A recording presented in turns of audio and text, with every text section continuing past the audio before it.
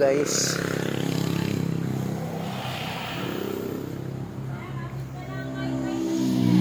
Abot no?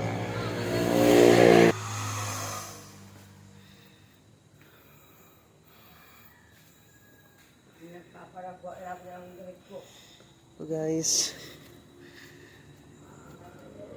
dito kami sa Malignos Resort sa may Infanta. Itong swimming pool, itong resort na to, ano siya, bagong-bago pa talaga. Kasi actually yung unang nilang tinayo, ano lang, kainan lang. Yan po yung unang nilang tinayo. Ngayon, nagkaroon sila ng nagtayo din sila ng resort, yung may-ari. Tsaka napakabait ng may-ari dito. Ganda oh. Pwede ito sa mga yung mga nagra-rides na tas gustong maligo rito sa Infanta. Pwede ito. Solid.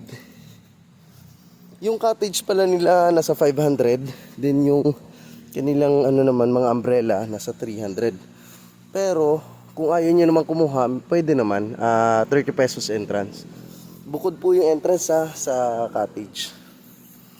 Kung ayaw niyo naman mag-cottage, pwede naman po. Kasi malilim yung area niya oh. Tingnan niyo. Mapuno. Oh. Hindi ganun kainit talaga. Tsaka ang lamig ng tubig. Grabe. Ito po oh. Napakaganda ito. Kasama ko nga yung mga kasama namin, pati yung misis ko.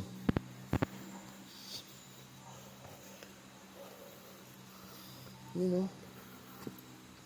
probinsya talaga siya oh.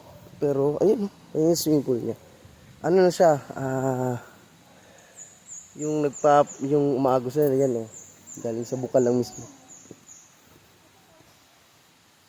Spring resort. Kalamig ng tubig. Lalo na ngayon, bagay na bagay ngayon, tag-init dito. Pwede. Yung mga cottage na pwede. Yan.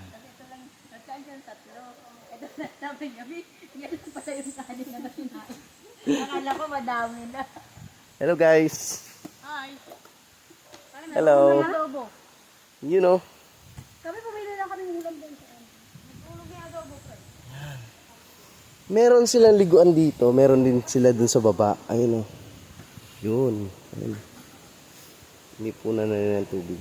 Meron din sila dun sa baba. Sulit to. Ayun oh. Tapos yung tubig makikita mo talaga na galing pa dun ang tubig. Diba? Pabagsak dun. Pwede kayo maligo dun. Pero usually dito yung iba. Actually kagabi may nag-overnight dito. Kaya sabi nila, mas maganda, mas na-recommend nilang maligo dun sa baba kasi may gumamit nga dito sa taas. Pero sa amin, para sa akin okay na rin to. Okay na kami dito. Sige, yun lang po. Maraming salamat. Peace out.